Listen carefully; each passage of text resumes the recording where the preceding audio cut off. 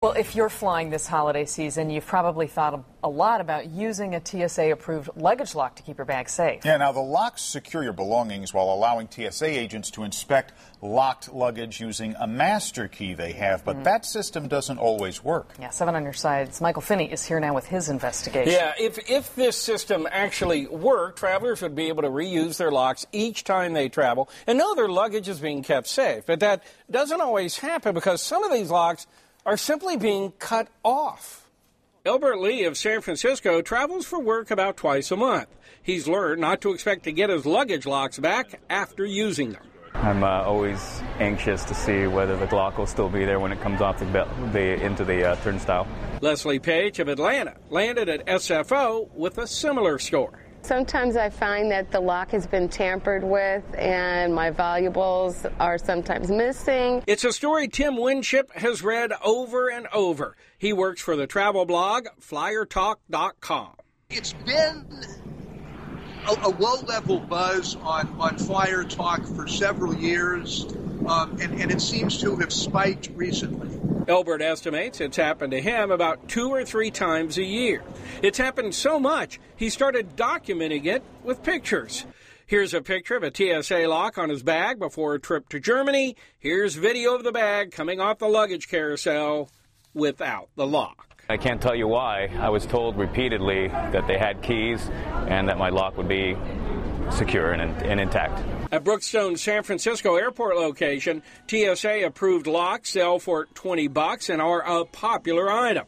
Store personnel tell us the combination locks are often sold out. Exactly what's happening with the locks? Well, that remains a question for debate. It may actually be a situation where TSA agents are pilfering items from the bags and don't want there to be any evidence left over. The TSA tells 7 on your side that in the fiscal year just ended, they've received more than 3,500 complaints having to do with TSA-approved locks. But reported incidents of theft, they're quite small. Just over 200 each year for the last 3 years from an estimated 1.8 million who travel daily through U.S. airports. Cologne was missing, things that I had purchased while over in Europe. The TSA wouldn't talk to us on camera, but a spokesperson told us by phone and email that there's no proof that its agents are clipping the locks. Quote, physical baggage inspections do not require the TSA to cut or otherwise damage TSA-approved locks. As a last resort, when TSA-approved locks are unable to be opened, locks are cut. It went on to say for every TSA agent that touches a bag, another dozen airline employees also touch it. The airline trade group Airlines of America says its members have put cameras along the baggage path and routinely take measures to make sure baggage arrives on time and in the same condition as it was checked. Elbert points the finger back at TSA. It'd be good to get my money back, but more importantly, I want some assurances and more proclamation about standing behind their job as TSA agents.